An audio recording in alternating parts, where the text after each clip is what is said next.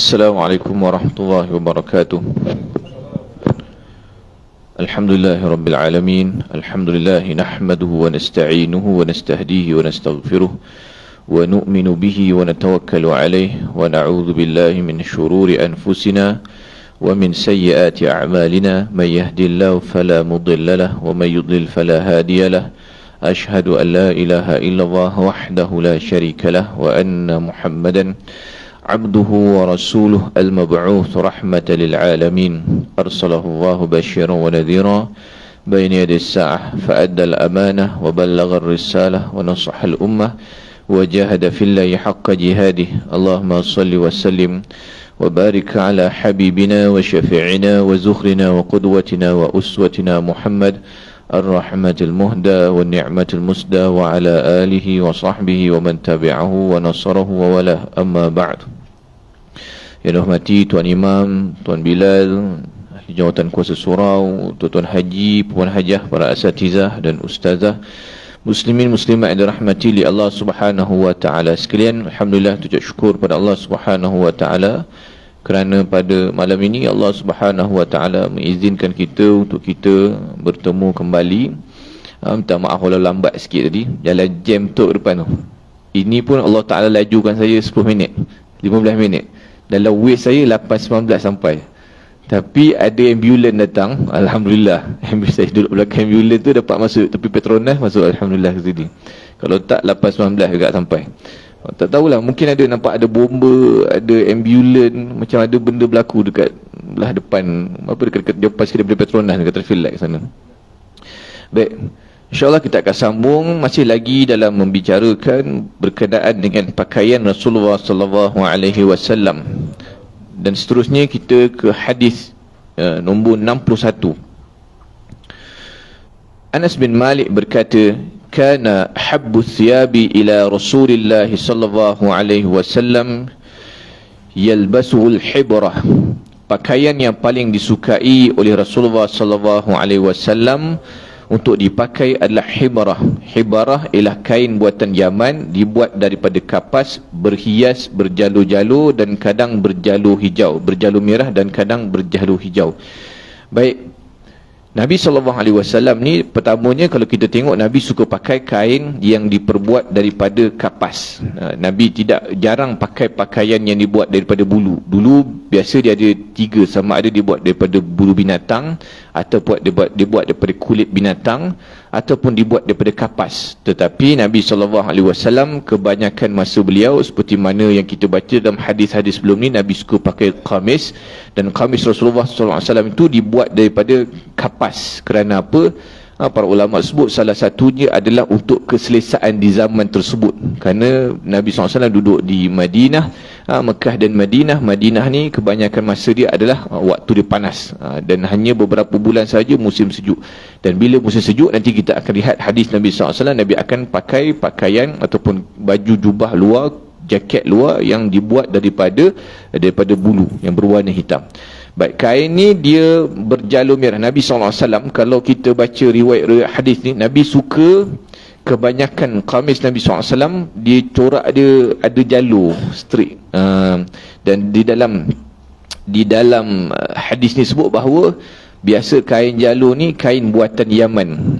Dan sampai ke hari ni juga, kalau kita tengok ridak buatan Yaman tu kan, dia style dia line straight. Maknanya dia daripada zaman dulu lagi. Memang Yaman ni salah satu corak dia suka buat line.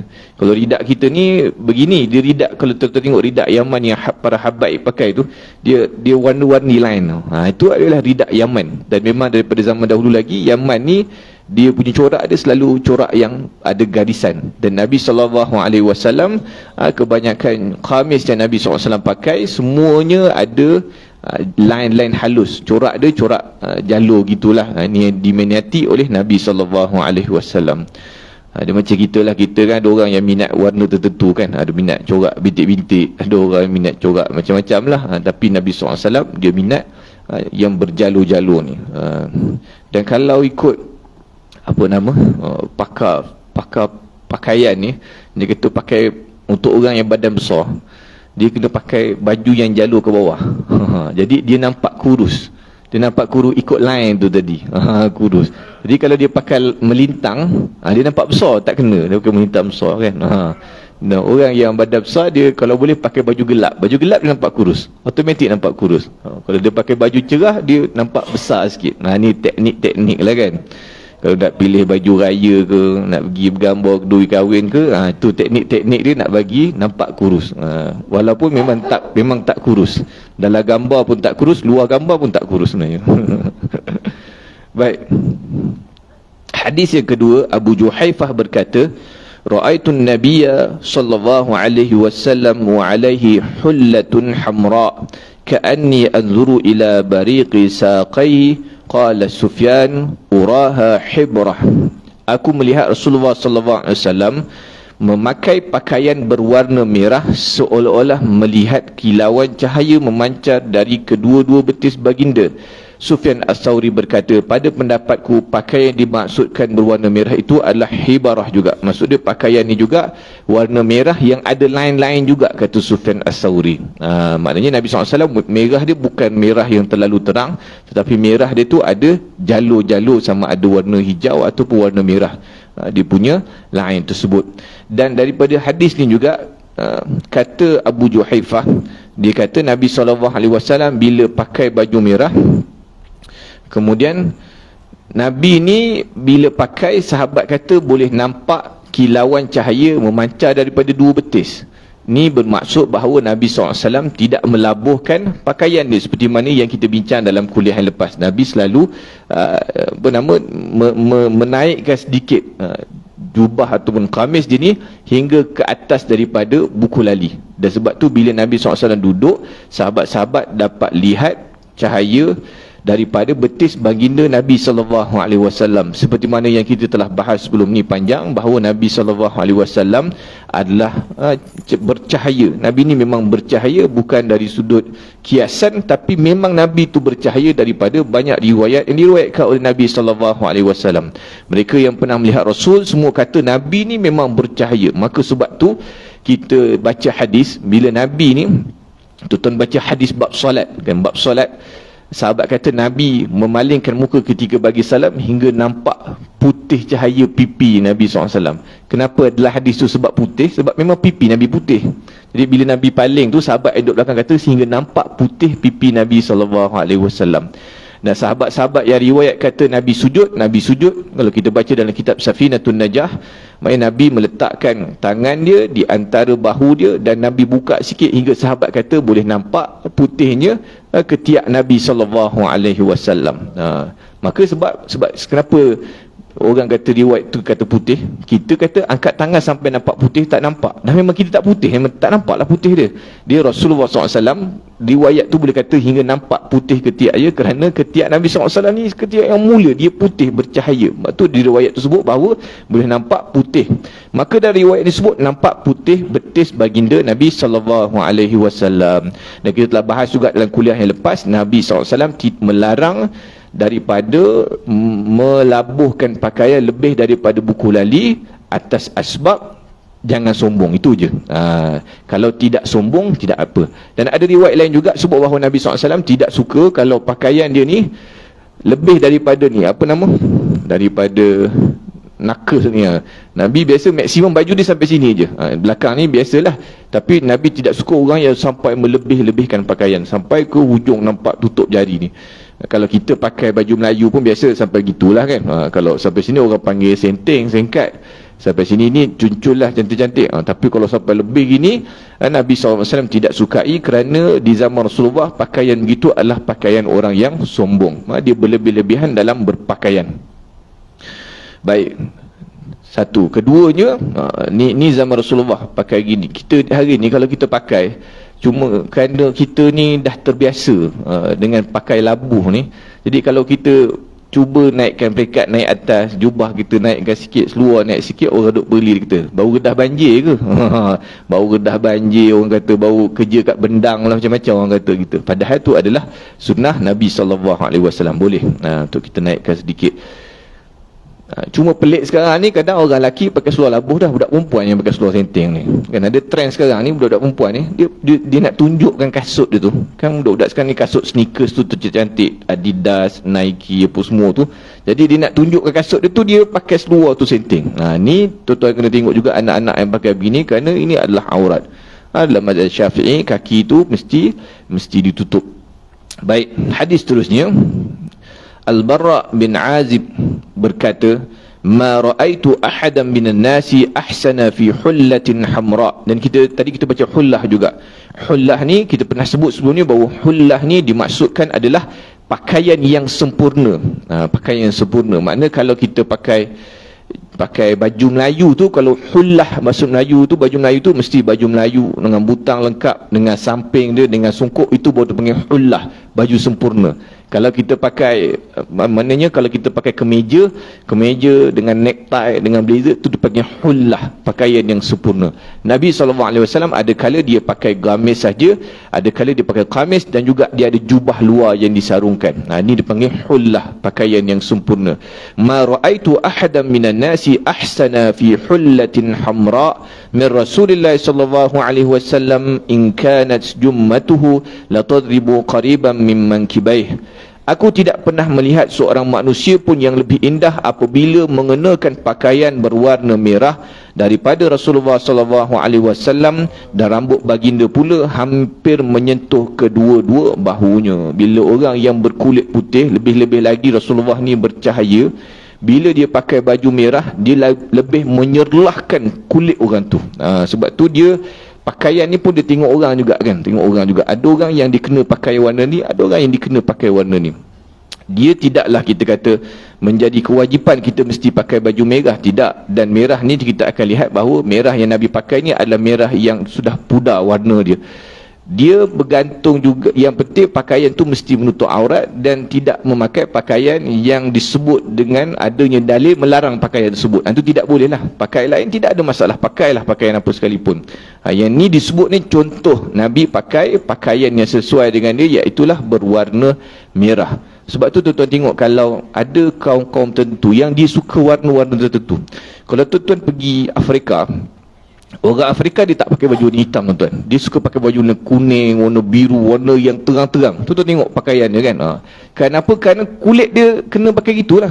Kalau kulit dia gelap, dia pakai warna gelap, jadi dia tidak menonjol pakaian tu pada dia. Kalau orang tu kulit cerah, dia pakai warna gelap, jadi nampak ada menonjol dekat situ. Dan rambut Rasulullah sallallahu alaihi wasallam hampir menyentuh kedua-dua bahunya. Yang ni kita telah bahas sebelum ni, iaitulah rambut Rasulullah sallallahu alaihi wasallam ni ada 3 keadaan, iaitulah yang pertama sampai ke cuping telinga, kemudian lebih daripada cuping telinga, di antara telinga dan juga bahu, dan yang ketiga rambut Rasulullah paling panjang sampai ke bahu. Ini maksimum rambut Rasulullah sallallahu alaihi wasallam daripada riwayat para sahabat. Baik, hadis ini adalah hadis sahih. Hadis yang ke-64. Abu Rimsah berkata, ra'aitun nabiyya sallallahu alaihi wasallam wa alaihi burdani ahdaran. Aku melihat Rasulullah sallallahu alaihi wasallam mengenakan 2 helai pakaian daripada kain burdah berwarna hijau. Burdah ataupun burud atau burdah adalah kain ataupun baju kurung yang bergaris-garis. Juga Nabi SAW pakai baju bergaris-garis. Nampak? Tadi riwayat-riwayat tadi pun sebut bahawa Nabi suka pakai baju yang ada corak garisan. Maka yang ni pun Nabi SAW pakai corak baju ada garisan. Baik, Nabi suka, tadi kita dah sebut warna merah satu, warna hijau. Kemudian akan tengok Nabi suka warna putih juga, dan ada kala Nabi pakai baju warna hitam juga. Baik. Qailah binti Makramah berkata, ra'aitu an-nabiy sallallahu alaihi wasallam asmalu mallatain kanata bi za'faran wa qad nafadathu wa fil hadis qissatun tawilatun. Aku melihat Rasulullah SAW memakai 2 helai pakaian daripada kain tenun yang sudah usang. Kedua-dua helai pakaian itu dicelup dengan za'faran, dan warna pakaian itu mula luntur kerana usangnya. Dalam hadis ini terdapat kisah yang panjang. Baik. Pertamanya Nabi pakai 2 helai pakaian daripada kain tenun yang sudah usang. Ada kala Nabi pakai pakaian yang dimaksudkan dengan 2 kain ni, ada kala Nabi pakai kamis, macam biasa jubah kita ni lah, lebih kurang. Ada kala Nabi pakai 2 helai kain ni macam pakai kain ihram tu. Kain bawah, jadi kain bawah macam kain sarung, kemudian ada kain atas. Ni memang pakaian orang dulu. Kita nampak macam pelik pakaian ni, tapi dah zaman dulu memang orang pakai begitu, fashion dia begitu. Dia ada dua helai kain. Ini dimaksudkan dengan dua helai kain yang dipakai oleh Rasulullah SAW. Baik. Kemudian ada riwayat yang menyebut Nabi SAW melarang daripada pakai pakaian yang dicelup za'faran. Za'faran ni mungkin daripada celupan za'faran tu menyebabkan warna tu terlalu terang. Jadi sebab tu ulama sebut di sana ada dalil Nabi melarang pakai pakaian yang terlalu terang. Yang terlalu terang. Maknanya ada riwayat sebut Nabi larang pakai baju warna kuning. Kuning yang terlalu terang tu. Maknanya orang nampak tu memang nampak jelas. Nabi larang pakaian tersebut. Satunya kerana Nabi ni tidak menggalakkan kita pakai pakaian yang satunya pelik. Pelik ni pelik ni bukan pelik kerana budaya. Ada kala dia pelik kerana budaya tu lain. Kadang kita semayang Jumaat jumpa dengan geng-geng negara luar ni kan, dia pakai pakaian pelik. Kalau belajar dekat rumah saya tu UPM tu, geng-geng Afrika ni tu tak akan jumpa baju dia pelik-pelik datang semayang Jumaat kan, dengan songkok, kopiah ada lain macam, jubah ada lain macam. Yang tu kerana budaya tu tidak ada masalah. Budaya dia begitu. Dan kita pun kalau pergi tempat orang, dia tengok baju Melayu kita pun dia pelik juga kan. Adik saya duduk di US. Dia kata ada hari kadang-kadang dia pakai baju Melayu, dia kata. Orang kata tu baju pijamas, macam baju tidur, dia kata. Yalah, baju pijamas kan jenis kain kilat-kilat gini kan. Bagi dia baju tidur, kita baju raya kita. Kerana bagi dia nampak pelik gitu. Kita nampak orang Afrika, orang daripada Sudan, orang apa semua nampak macam pelik. Yang tu pelik gitu tidak ada mengapa, kerana itu pelik budaya. Yang pelik ni adalah pakai pelik-pelik ni, maksud dia fashion yang orang tengok pun ni tak tahu negara mana ni kan. Jubah kejap sebelah warna sini, sebelah warna sini, sebelah ni corak kemo macam baju askar, sebelah ni tiba warna pink pula, bawah warna kuning. Jadi kita pun tengok dia ni pakai jubah ke pakai kain perca, kita pun tak tahu. Orang tengok pun jadi pelik dia ni kan. Jadi fashion yang terlalu pelik-pelik ni Nabi SAW larang. Dia jadi pelik dalam kalangan masyarakat. Hari ni pelik-pelik tuan. Kita kalau duduk kampung ni tak jumpa pelik-pelik ni. Kita duduk KL ni, Lembah Kelang ni, kita jumpa ramai geng pelik-pelik ni kan. Macam-macam. Kadang kita tengok ini bukan baju perempuan ke, kita kata. Nampak macam baju perempuan tapi dia pakai baju lelaki juga. Jadi yang pelik-pelik, yang terlalu menarik perhatian, warna terlalu cerah, Nabi SAW melarang dari pakai tersebut. Maka dalam hadis ni, kedua-dua helai pakaian itu dicerup dengan za'faran, tapi Nabi pakai kerana warna pakaian tu dah mula luntur. Nabi pakai. Warna tu tidak terang. Dan kerana usangnya. Nabi SAW, dia selalu pakai pakaian yang pakaian dia tidak sentiasa baru. Banyak pakaian Nabi SAW adalah pakaian usang, kerana Nabi SAW tidak banyak pakaian dia. Tidak seperti mana kita pada hari ini, kalau ada koyak sikit, kita mula tak nak pakai baju tersebut kan. Kita akan ni, ada kotor sikit, kotoran tak hilang, kita tak nak pakai baju tersebut. Tapi Rasulullah SAW dia pakai baju tersebut sampailah dah tak boleh pakai, dah terlalu banyak tampalan, barulah Rasulullah SAW akan dapatkan baju baru. Dan baju ni pun kebanyakan dia hadiah daripada para sahabat. Nanti kita akan tengok Nabi SAW dapat dia punya capal dia, selipar dia, banyak hadiah daripada para sahabat. Baik. Ibnu Abbas melaporkan, hadis 66. Ibnu Abbas melaporkan Rasulullah SAW mengatakan, "Alaikum bil bayad min ath-thiyab liyalbasha ahya'ukum wa kaffinu fiha mautakum fa innaha min khairin, yani khiyarin thiyabikum." Hendaklah kalian berpakaian putih, kalian yang masih hidup hendaklah berpakai pakaian warna putih. Pakaikan kain kafan warna putih juga bagi mereka yang meninggal dunia dalam kalangan kalian, sebab pakaian warna putih adalah sebaik-baik pakaian kalian. Ini hadis ni sebut tentang pakaian warna putih. Riwayat yang seterusnya juga lebih kurang, Samurah bin Jundub melaporkan Rasulullah SAW mengatakan, "Albasul bayad fa innaha atharu wa atyab wa kaffinu fiha mautakum." Pakailah pakaian warna putih sebab ia lebih suci dan baik. Pakaikan kain kafan berwarna putih kepada mereka yang meninggal dunia dalam kalangan kalian. Maka daripada ni para sahabat sebut bahawa pakai warna lain boleh, tidak ada masalah, kecuali warna-warna yang Nabi larang tadi. Dan afdal warna putih. Kenapa? Kerana warna putih ni adalah Nabi sebut ia lebih suci. Kerana warna putih ni kalau kotor sikit pun nampak dah. Dia jadi kuning sikit pun nampak dah. Jadi bila kita pakai putih ni, maka kita akan lebih menjaga kebersihan baju tersebut. Sama macam kopiah kita warna putih ni kan. Putih ni kalau tak jaga tu pakai, kemudian kita makan kenduri, kita betul kopiah kita lagi, tak lama pakai seminggu dua jadi kuning kopiah ni. Kalau tidak basuh. Kadang-kadang ada orang dia tak peduli juga kopiah dia sampai bertaik lalat kena bintik-bintik tengok, basuh lah cik kopiah ni kan. Dia tidak menjaga kebersihan itu, dia tidak cantik. Kopiah ni kena basuh. Begitu juga pakai putih, jubah ni kena jaga, kena basuh. Pakai baju putih tapi tidak jaga pun jadi masalah juga. Lepas tu saya saya jarang pakai songkok kan. Songkok ada tapi pakai ingat setahun 3 kali 4 kali je, raya puasa. Kemudian kalau ada madin-madin yang kena pakai songkok, pakai songkok. Sebab apa? Kena songkok ni hitam lah tu, kita tak nampak kotor dia. Kedua tak boleh basuh songkok ni kan. Dia kan buat daripada macam kotak tu. Ni kalau kita basuh jadi kemek, dah tak cantik dah. Songkok tu kan kita duk beli mahal, songkok baldu apa semua.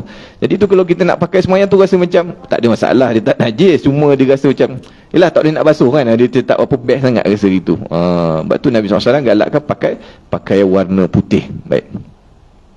Yang hidup pun pakai warna putih, yang meninggal pun pakai warna putih. Ni warna sebaik-baik warna. Satunya warna putih ni dia lebih mudah untuk orang dekati kita. Dia warna ni mainkan peranan juga tuan-tuan. Kalau tuan-tuan ada 2 orang, satu pakai warna hitam, satu pakai warna putih, kita akan lebih, kalau kita nak tanya soalan, kita ni nak naik LRT tak tahu nak naik kat mana ni. Tengok ada 2 orang, ada seorang pakai baju hitam semua, seorang pakai baju putih. Kita rasa mudah nak dekat orang mana. Kita dekat orang putih kan. Kita akan dekat rasa macam baju putih ni macam apa nama? Macam mesra sikit rasa ni nampak. Jadi kita akan tegur dengan baju putih ni tanya jalan. Bukannya orang yang baju hitam ni dia tidak, bukanlah kita kata dia tidak baik, tapi hati ni manusia ni dia cenderung kepada yang putih. Sebab itulah jururawat kat hospital pakai warna putih. Orang hospital ni pakai warna putih kan. Kalau doktor pakai warna hitam, jururawat pakai warna hitam, orang ni dia lah sakit kan. Dia tengok tu jadi tak berapa tenang tengok. Jadi kalau pakai warna putih ni dia nampak macam tenang sikit tengok. Dia ada warna ni, dia membantu juga sebenarnya. Dan warna putih ni dia tidak menyerap panas. Dia tidak menyerap panas. Sebab tu Rasulullah SAW suka pakai warna putih. Warna putih ni dia reflect haba. Kalau kita pakai warna hitam, dia akan rasa cepat panas. Dan di setengah-setengah negara memang orang dia telah menjadi budaya dia sembahyang Jumaat pakai putih. Di Saudi pakai putih. Di Pakistan pun sama. Kalau tuan pergi Pakistan hari Jumaat, cuma dia tidak pakai jubah lah, dia pakai salwar kamis tu kan. Tapi kalau tuan atas sembahyang Jumaat tu putih semua. Ini satu benda yang bagus lah. Maknanya dia menjadikan budaya dalam masyarakat dia bila sembahyang Jumaat pakai pakaian putih. Dia nampak seragam dan dia menepati sunnah Nabi SAW. Maknanya sebaik-baik warna putih. Baik. Aisyah berkata, kharaja Rasulullah sallallahu alaihi wasallam zata ghadatin, yani zata yawmin wa alaihi mirtun min sya'rin aswada, mirtu sya'ri aswada. Pada suatu pagi Rasulullah SAW keluar dari rumah bagi dia memakai mirt, iaitu pakaian yang dibuat dari bulu berwarna hitam. Dan hadis terusnya juga lebih kurang sama juga. Ini cerita bulu hitam dulu. Cerita bulu hitam ni Nabi SAW pakai bila musim sejuk. Dia ada jaket luar warna hitam. Sebab tu kalau tuan-tuan tengok orang Arab, kalau tuan-tuan pernah pergi musim sejuk, dia ada jubah tebal tu, jubah luar tebal tu. Jubah tu kita tak payah beli dah tuan-tuan, kerana tak berguna di Malaysia jubah tu. Kita pakai confirm berpeluh, sebab berat jubah tu. Berat jubah tu kan. Jubah kita pakai, jubah walaupun jubah ni tebal, tapi kalau pakai musim sejuk rasanya tak jalan tuan-tuan, tak jalan. Dia kena pakai jubah tu. Dan zaman Nabi SAW, Nabi pakai, dia ada kain jubah di luar tu dibuat daripada pakaian berbulu berwarna hitam. Maknanya ada juga Nabi SAW pakai warna hitam. Nanti kita akan tengok berkaitan dengan serban Rasulullah SAW pun banyak riwayat sebut bahawa Nabi selalu lazimi pakai serban warna hitam. Dia ada sebab dia. Baik, kita akan tengok nanti. Hadis ini adalah hadis sahih. Baik, yang seterusnya yang terakhir adalah Al-Mughirah bin Syu'bah melaporkan anna Nabiya sallallahu alaihi wasallam labisa jubbatan rumiyatan dayiqatal kummain. Sesungguhnya Rasulullah SAW pernah memakai jubah ala Romawi yang sempit di kedua-dua lengannya. Baik, Rasulullah SAW memakai baju semacam ini ketika perang Tabuk. Baik, dia guru saya sebut, dia kata bahawa jubah ala Romawi ni dia disebabkan hadis ni sebut, dia kata dia mempunyai sempit di kedua-dua lengannya. Dekat sini dua-dua lengan ni dia sempit sikit, dia kecil sikit. Maka ada yang menyebut bahawa jubah ni dia pakaian ni dia macam jaket. Dia macam jaket, macam kita pakai blazer lah. Blazer kita kan dia sempit kat sini sikit kan, dia nampak sempit sini sikit. Yang ni trend orang Rom suka pakai macam tu dulu. Tapi Nabi SAW pakai juga pakaian ni, tidak ada masalah. Kerana al-aslu fil asya'i al-ibahah, asal pada suatu perkara tu semua tu adalah harus, kecuali pakaian tersebut memang melambangkan khas agama satu tu, tu tak boleh. Seperti mana kita tengok Tok Sami pakai kain oren atas, oren bawah oren, kita pun pakai juga, tak boleh, kerana dia memang melambangkan agama tersebut. Ataupun kita duk pakai jubah yang macam padri pakai, kan jubah padri dari ni tu dia ada line putih kat sini kan, collar sambung dari situ, yang tu memang orang tengok pun orang tahu ini menunjukkan pada agama, ini tidak boleh. Tapi kalau dia sekadar pakaian saja, pakaian umum, tidak ada masalah untuk kita pakai. Seperti mana kita hari ni lah, kita pakai pakaian ni, hampir semua agama pakai lebih kurang, pakai umum kita. Maknanya kalau panas kita pakai t-shirt, semua orang pakai t-shirt, satu dunia pakai t-shirt. Kalau formal kita akan pakai kemeja, satu dunia pakai kemeja. Termasuk para masyayikh pun pakai kemeja juga. Dan kalau kita nak lagi formal, kita akan pakai coat dan sebagainya. Tidak ada masalah untuk pakai begini, kerana Nabi SAW pun pakai jubah ataupun dipanggil sebagai jaket ala orang Rom, yang sempit dekat dua-dua lengannya, dan juga dia sempit tu sama ni kat sini pun dia kecil juga, dia tidak besar. Kerana kebiasaan jubah orang Arab bawah dia ni besar. Kebiasaan dia kan besar. Jadi jubah luar tu dia besar. Sebab tu tuan-tuan baca kisah Abu Hurairah. Abu Hurairah ni dia punya ni lagi besar. Punya tapak tangan ni, dia suka simpan barang lah ni Abu Hurairah. Dia punya style dia suka simpan barang lah ni. Sebab dia ni besar simpan barang lah ni. Jadinya satu hari Nabi mengajar dengan bunyi kucing. Nabi tanya, mana kucing ni? Abu Hurairah kata ada dalam ni. Ada kucing, disimpan kucing dalam tangan ni, bunyi besar. Jadi sejak itulah Nabi bagi gelaran pada engkau ni Abu Hurairah, bapak kucing. Kerana suka bawa anak kucing sana sini kan. Dan sahabat-sahabat bila Nabi bagi gelaran gini dia bangga. Kerana ni datang daripada Nabi SAW. Tapi kita jangan lagi gelarkan kawan kita pula. Tak boleh gitulah. Kita tengok dia ni meniaga kambing, kita panggil dia bapak kambing. Tak boleh gitu kan. Tak kena ke kawan gitu. Dia ada larangan. Nabi ni dia sahabat-sahabat dia mesra dengan Nabi SAW. Jadi dia tidak kisah pun Nabi SAW buat apa pada dia. Macam kita lah tuan, kita kalau kawan rapat kita, orang lelaki kan, dia kalau orang lelaki ni kalau bergurau kasar betul tu rapat habis tu kan. Dia bergurau tu kita tengok, kasar betul ni bergurau. Tu maknanya tu orang lelaki merapat betul dia tu kan. Tapi kalau dia macam saya, awak lagi, dia jauh-jauh macam takut-takut, bergurau pun takut-takut lagi, dia tak berapa rapat lagi kan. Jadi Rasulullah tu juga dengan sahabat-sahabat ni, dia gurau-gurau. Sahabat-sahabat ni tidak kisah dengan Nabi SAW, kerana Nabi ni adalah sahabat yang paling disayangi. Sebab tu kita tengok sahabat-sahabat ni, walaupun kita kata ada setengah yang berpendapat bahawa pakaian Nabi ni dia bukanlah pakaian yang menunjuk kepada syar'i, maksud dia memang agama menuntut untuk pakai begitu, dia lebih kepada budaya. Tetapi walaupun kita kata, ada orang dia kata pakai serban, dia kata zaman tu Abu Jahal pakai serban, dia kata dia kata gitu pula. Dia kata jubah ni Abu Jahal pakai jubah juga. Dia kata sampai sekarang orang Arab pergi kelab malam pakai jubah juga. Dia kata gitu pula, dia kata. Habis tu kita katakan bahawa memanglah pakaian tersebut tidaklah dia menunjukkan kepada syar'i memang kena wajib pakai begini, yang penting tutup aurat. Tetapi atas sebab kita kasih kepada Nabi SAW, kalau boleh kita nak macam Nabi SAW juga. Seperti mana yang ditunjukkan oleh Abdullah bin Umar. Abdullah bin Umar ni, apa Nabi pakai dia pakai. Nabi pakai capai gitu, dia pakai capai gitu. Nabi pakai jubah warna ni, dia pakai jubah warna ni.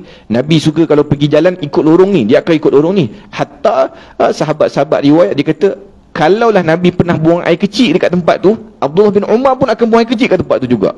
Ni punyalah dia nak ikut Nabi SAW kerana tunjuk rasa cinta dia pada Nabi SAW. Ni yang kita kena faham. Baik.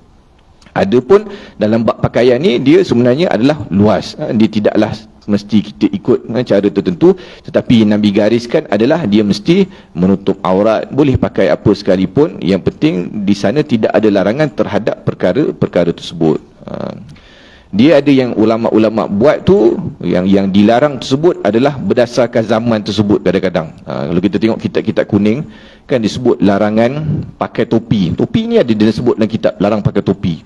Kenapa? Pada zaman tu penjajah pakai topi, orang Islam tak pakai topi zaman tu. Orang Islam pakai kopiah. Tapi sekarang ni tidak jadi begitulah, semua orang pakai topi kan. Orang Islam pakai topi, orang Kristian pakai topi, orang yang semua agama sedunia pakai topi. Jadi dia tidak jadi masalah lagi pada ketika itu. Cuma tetap sunat bagi kita untuk pakai kopiah ni, terutama bila kita bersama ataupun berada di kawasan yang non-Muslim. Sunat untuk kita ada nampak identiti Muslim ni.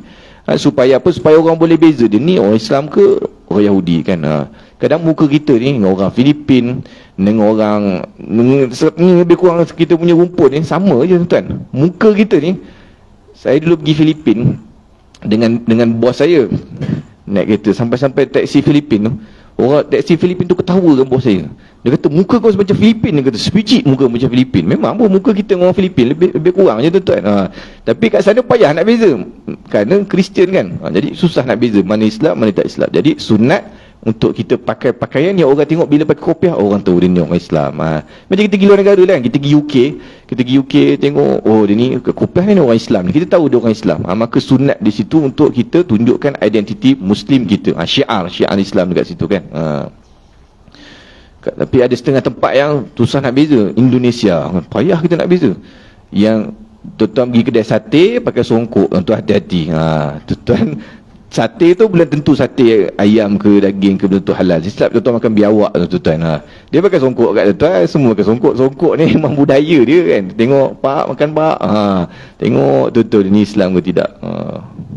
Baik, kita masuk kepada bab seterusnya pendek ni. Bab ni berdasarkan kehidupan Nabi sallallahu alaihi wasallam. Allahu akbar. Bab ni Aish ni adalah kehidupan. Aish ni kehidupan. Kehidupan Nabi sallallahu alaihi wasallam ni macam mana? Muhammad bin Sirin berkata, Muhammad bin Sirin ni dia adalah tabi'in. Dia ambil direct daripada Anas bin Malik radhiyallahu anhu, tabi'in. Kunna 'inda Abi Hurairah radhiyallahu anhu wa 'alaihi thawban mumashyaqani min kattani fatamakhata fi ahadihima faqala bakhin bakh.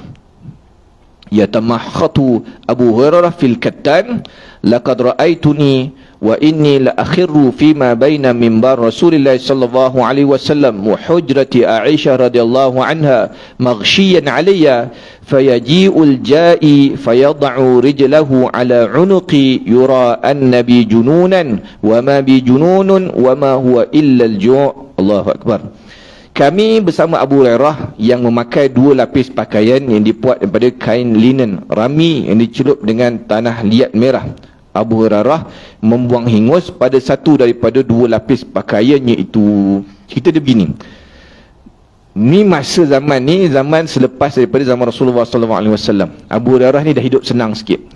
Senang sikit lah. Tak senang sangat pun Abu Hurairah, tapi dia senang sikit. Contoh kalau kita baca kisah Abu Hurairah ni, waktu dia dulu memang hidup susah betul Abu Hurairah ni. Apa yang Nabi ada, dia ada. Baik. Kemudian orang kata wah mereka macam pujian atau pengingkaran. Abu Hurairah sekarang buang hingus pada kain mahal, dia kata. Kain linen.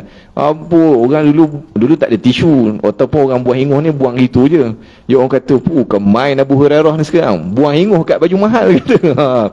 Buang hingus dekat kain mahal. Kerana hidup dia dah senang sikit pada waktu tersebut.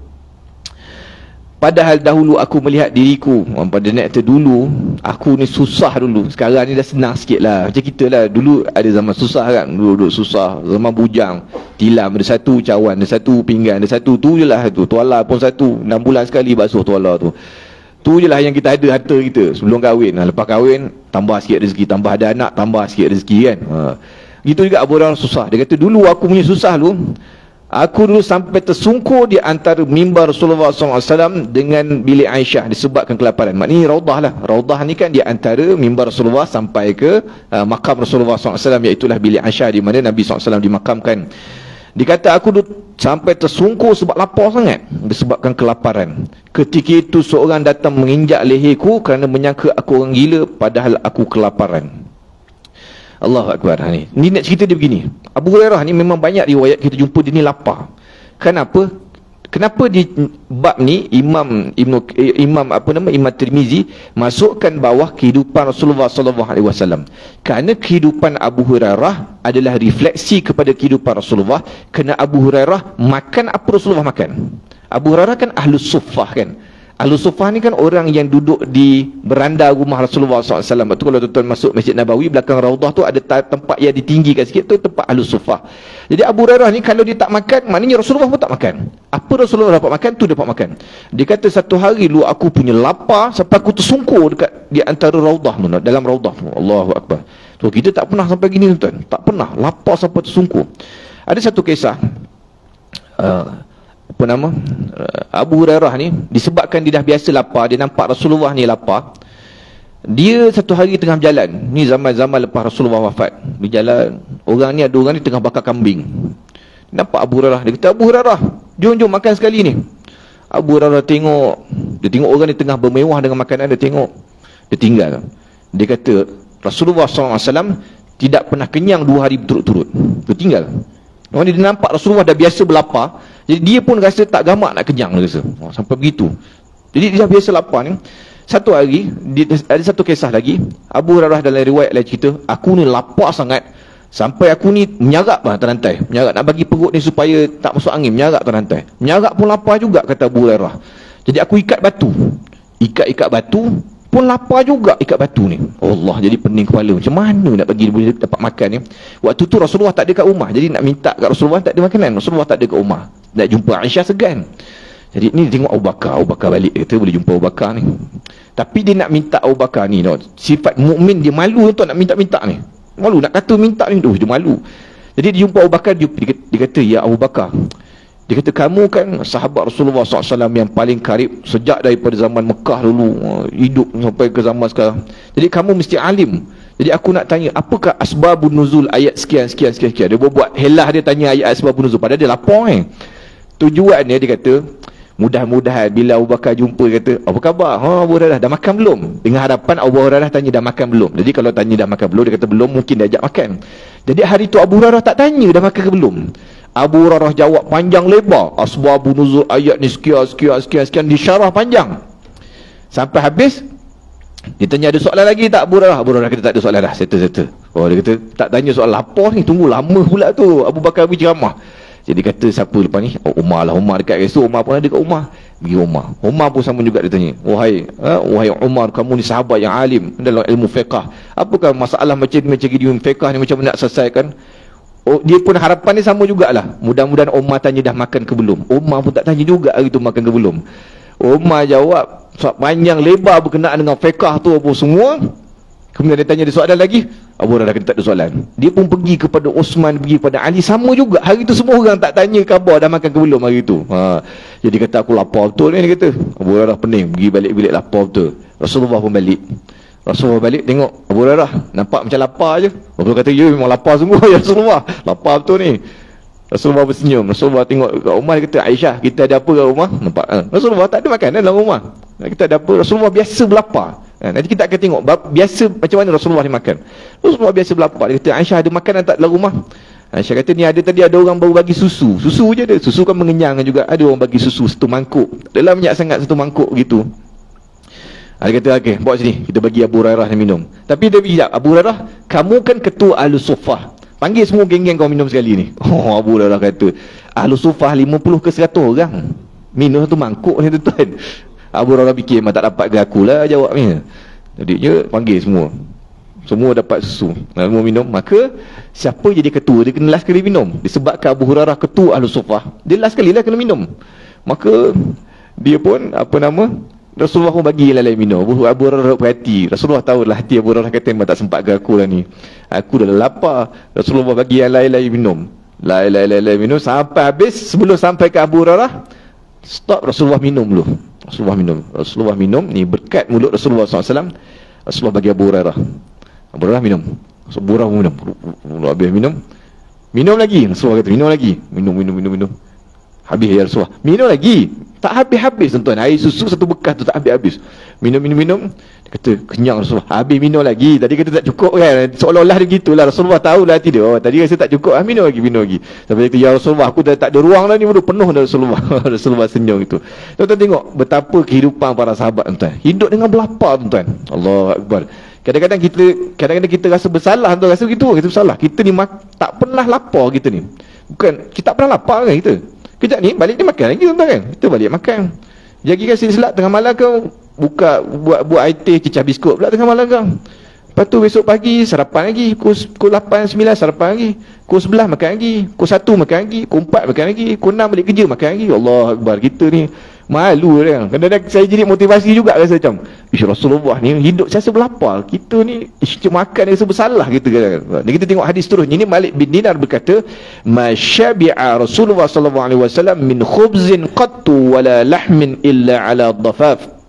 Qala Malik bin Dinar, sa'altu rajulan min ahli al-badiyah ma dhafaf faqala ayyatanawala ma'an nas. Rasulullah SAW tidak pernah sekalipun kenyang makan roti ataupun daging kecuali sekiranya makan beramai-ramai bersama tetamu. Malik bin Dinar berkata, aku bertanya kepada seorang badui apa yang maksud lafaz dhafaf. Orang menjawab, makanan itu dimakan bersama orang ramai. Baik. Ni kenapa kita akan jumpa perkataan-perkataan yang sahabat pun tak pernah dengar. Dhafaf ni kan, dhafaf, apa lagi penyakit yang Nabi SAW sebut tu, penyakit akhir zaman tu, hubbud dunia wa karahiyatul maut tu apa? Wahan. Tu bahasa tu orang Arab biasa pun tak guna. Ni bahasa tinggi. Kerana Nabi SAW dibesarkan bersama dengan orang Arab Badui. Halimatus Sa'diyah tu salah satu sebab Nabi dihantar bersama Halimatus Sa'diyah, nak jaga bahasa Nabi supaya Nabi bercakap dengan bahasa yang indah. Kerana orang Arab Badui ni bahasa yang cantik. Maka ditanya pada Arab Badui apa maksud lafaz dhafaf. Dhafaf tu makanan dimakan bersama orang ramai. Hadis ni sebut bahawa Nabi makan tak pernah kenyang pun, bersama roti ataupun daging. Nabi tu kata, dan Nabi ni selalu makan roti yang keras, bukan macam roti kita. Roti yang keras, tuan-tuan. Roti yang keras ni di tempat kita tak jumpa tuan roti keras. Kalau tuan-tuan pergi ke negara lain ada. Kadang-kadang tuan-tuan jumpa, tuan-tuan pergi ke Pakistan, Bangladesh pun saya tak jumpa. Pakistan ada makanan ni. Di Afghanistan pun ada juga. Roti ni sarapan mereka tuan, pagi, petang, siang, malam roti. Cuma beza dia pagi cecah cheese, tengah hari cecah gulai, malam cecah lain, ada beza. Tapi roti makan roti. Ada tuan-tuan jumpa roti nampak macam sedap, tapi siap dia tuan-tuan macam nak siap selipar. Keras tu roti dia. Kita rasa macam, betul macam ni dia orang gigit kan, macam nak keras. Inilah roti yang dimakan oleh Rasulullah SAW, roti yang keras. Dan Nabi makan tidak kenyang. Nabi makan tak kenyang. Nabi makan tak kenyang. Sahabat kata, Nabi ni akan makan banyak sikit pun bila ada tetamu je. Kerana nak meraihkan tetamu kan. Kan tetamu ni bila kita makan, orang pun rasa macam, tuan rumah pun makan, kita pun makanlah sekali. Jadi kalau tuan rumah tak makan, ni betul tuan-tuan. Kalau tuan-tuan jamu orang kat rumah, tuan-tuan kena makan sekali lah. Kadang-kadang dijamu orang, tapi tak boleh, saya dah makan, dah kenyang lah. Dia tengok orang makan. Jadi tetamu tu tak tambah lah lauk. Sebab apa? Sebab dia rasa macam, tengok tuan rumah pun tak makan, kita nak makan sampai tambah 2-3 kali, segan lah. Tapi kalau tuan rumah pun makan, jadi dia pun semangat. Maka Rasulullah ni, adab dia adalah bila dijamu makanan, dia pun makan sekali. Nak suruh tetamu-tetamu ni tidak segan dan menjamah makanan. Ini sahaja waktu Nabi SAW makan banyak. Selain daripada tu, Nabi tidak akan banyak. Nabi akan lebih banyak berlapar. Dan sahabat-sahabat sebut bahawa Nabi tidak pernah kenyang 2 hari berturut-turut. Yang ni pun tuan-tuan, ni boleh jadi satu motivasi pada kita juga untuk jaga makan. Kalau kita jenis payah nak jaga makan, kita kena ingat Rasulullah tak pernah kenyang 2 hari berturut-turut. Dan Rasulullah ni sendiri jarang kenyang. Kerana kenyang ni dia banyak keburukan dia. Antaranya adalah melemahkan akal, menguatkan nafsu, menyebab berat ibadat, jadi mengantuk, macam-macam kelebihan dia, mendatangkan penyakit dan sebagainya bila banyak makan. Dan hari ni pun memang penyakit datang sebab makanlah tuan-tuan. Kita banyak makan sebab makan, kita tidak jaga makan. Baik, wallahu a'lam. InsyaAllah mudah-mudahan apa yang kita baca pada malam ni dapat memberi manfaat pada kita semua, dapat menambahkan kecintaan kita pada Nabi SAW, dan mudah-mudahan Allah Ta'ala memberi kekuatan kepada kita untuk ikut Nabi SAW. Kena ada tuan-tuan, kena ada hajat hati kita, ya Allah, kalau yang mampu aku ikut Rasulullah, aku nak cuba ikut Rasulullah, kena tanam gini. Yang tak mampu tak apalah, tapi yang kita cuba untuk ikut Rasulullah SAW sebanyak mungkin, tanda kita cinta pada Nabi SAW. Wallahu a'lam.